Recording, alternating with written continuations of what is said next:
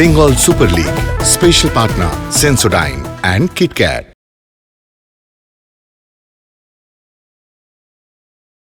আজকে ফার্স্ট সেমিফাইনালের second leg.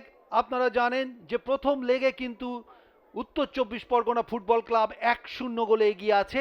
আজকে জেইচআর রয়্যাল সিটি এফসিকে কিন্তু ফাইনালে যেতে গেলে আজকে 2 গোল করতে হবে, অর্থাৎ 2 গোলের ব্যবধান তাদের রাখতে হবে ওই উত্তর চব্বিশ পরগনার বিরুদ্ধে। অপরদিকে উত্তর চব্বিশ পরগনা ফুটবল ক্লাব তারা যদি ড্রও করে তারা কিন্তু ফাইনালে চলে যাবে।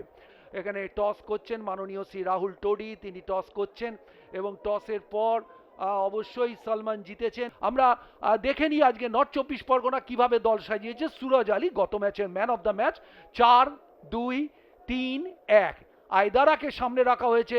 ওদিকে আমরা দেখে নিই জেইচআর রয়্যাল সিটি এফসি তারা কিভাবে দল সাজিয়েছে। তাদের কিন্তু 4-3-3 ফরমেশনে রয়েছেন, তাদের কাছে জেতা ছাড়া অন্য কোনো বিকল্প পথ নেই। অ্যালে জুনিয়র ব্রাজিলীয় ফুটবলার সামনে রয়েছেন, এছাড়া ডিপ ডিফেন্সে কাউলিবালি রয়েছেন। ওদিকে রেফারি মিঠুন কুন্ডু দেখে নিলেন এবং সঙ্গে সঙ্গে কিক অফ করে খেলা শুরু হয়ে গেল।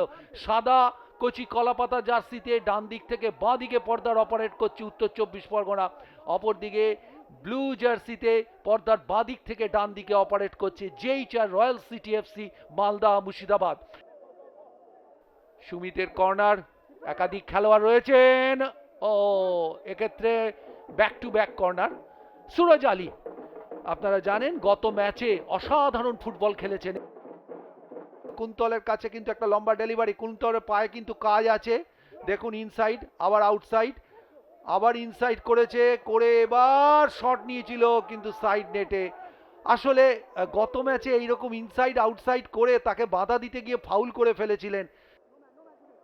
দর্শকরা উপভোগ করছেন বেঙ্গল সুপার লিগে, খেলার মান কিন্তু যথেষ্ট উন্নত। প্রথম থেকেই প্রেস করছে, কাউলিবালি উঠে গেছেন, ইনসাইড করেছেন, সতীর্থর সঙ্গে 1-2 খেলেছেন। এক্ষেত্রে ও সুশোভন খুব ভালো কভারে রেখেছিলেন অ্যালে জুনিয়রকে, তারপর সুরজ গোল ছেড়ে বেরিয়ে এসে বলটিকে কিন্তু তালুবন্দি করলেন। ফিরতি বল পেয়ে গেছেন ওখানে কিন্তু কুন্তলকে খুব ভালো স্লাইড করে বাধা দিয়েছেন অমিত। ফিরতি বল, এক্ষেত্রে কিন্তু ফাঁকা জমি রয়েছে, অনেকখানি জমি রয়েছে। অ্যালে জুনিয়র ব্রাজিলীয় ফুটবলার, ওখান থেকে শট, ফিরতি বল এবং গোল। গোল খুব সম্ভবত সৌরভ রাম গোল করেছেন। রিকোশে করে বল চলে এসেছিল না, আমরা দেখে নেব। সম্ভবত ইরফান সর্দার লেফট থেকে অপারেট করছিলেন। খুশি জেইচআর রয়্যাল সিটির খেলোয়াড়েরা, দুর্দান্ত ফলো করেছেন বলটা আমি বলবো।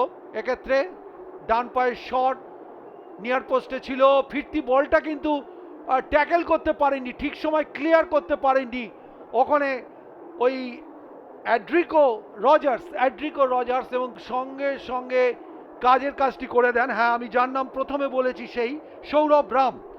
অপরদিকে উত্তর চব্বিশ পরগনা যদি গোল করতে পারে, আবার জুনেইন কাট করে ঢুকে গেছেন। এক্ষেত্রে সুশোভন তার গায়ে লেগে বল কিন্তু গোল লাইনের একটা মরিয়া চেষ্টা ছিল সুরজ আলীর যাতে কর্নার না হয়। জুনেইন প্রচুর বল পাচ্ছেন এবং খুব বিপজ্জনক। দেখুন ওখান থেকে বক্সের বাইরে একটা মাইনাস রেখেছিলেন, সেকেন্ড বলটা কিন্তু উইন করে নিয়েছে ওখান থেকে সৌরভ রাম।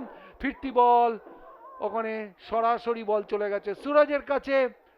ওখানে একটুখানি মনে হচ্ছে একটু টাচ লেগেছে সুরজের সঙ্গে অ্যালে জুনিয়রের, সেক্ষেত্রে সুরজ মাঠের মধ্যে পড়ে রয়েছেন। খুব গতিময় ফুটবল খেলছে কিন্তু। এক্ষেত্রে দেখুন সুরজ বলটিকে তালুবন্দি করেছেন।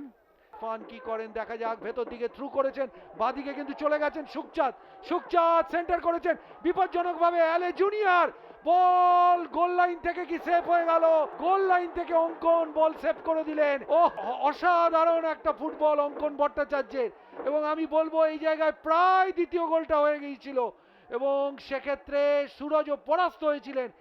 ইরফান থেকে বাঁদিক থেকে সুকচাঁদ কিসকু গোল হতে পারে।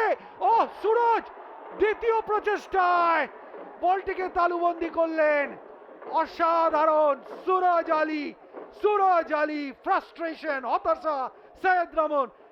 আইদারাকে কাউন্টার অ্যাটাক হবে, অ্যালে জুনিয়র বল বাড়িয়ে দিয়েছেন বাঁদিকে, ওইখানে ইরফান সর্দার ইরফান ওখান থেকে শট নিতে গেলেন, ব্লকিং, দূর থেকে শট, অনেকখানি উঠে এসে ওখানে কিন্তু মোহাম্মদ সুমিত শটটা নেওয়ার চেষ্টা করেছিলেন, বল কিন্তু ক্রস পিসের ওপর দিয়ে চলে গেল।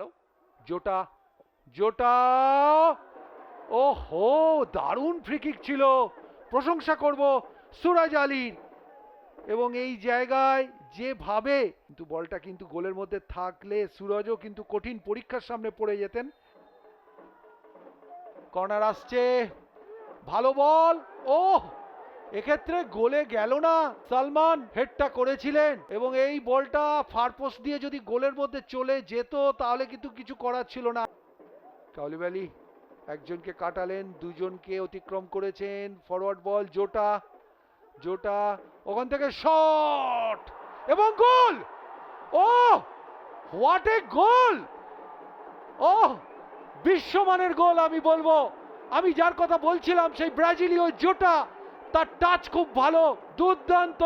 আমি বলছিলাম যে সাবস্টিটিউট কে আসবেন এবং সেই জোটা এলে জুনিয়রের পরিবর্তে মাঠে এলেন, কি অসাধারণ দক্ষতায়।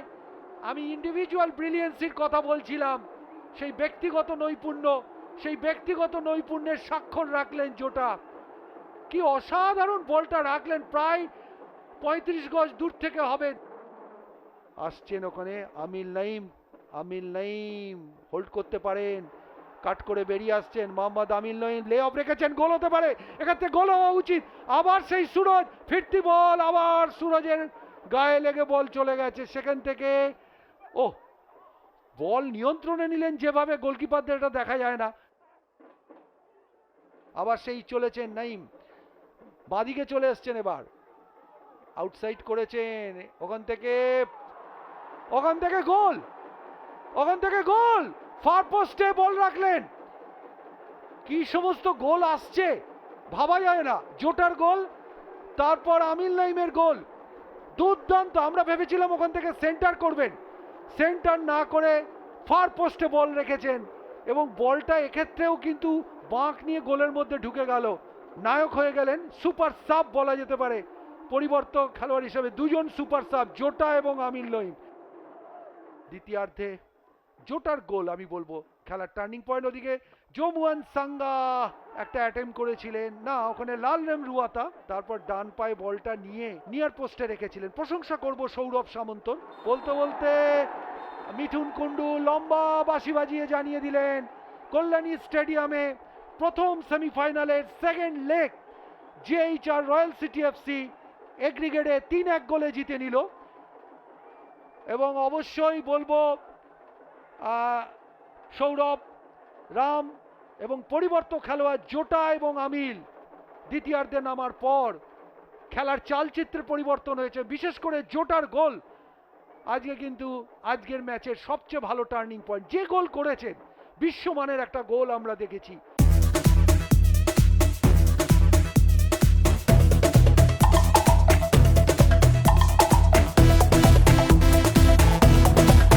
Bengal Super League, special partner Sensodyne and KitKat.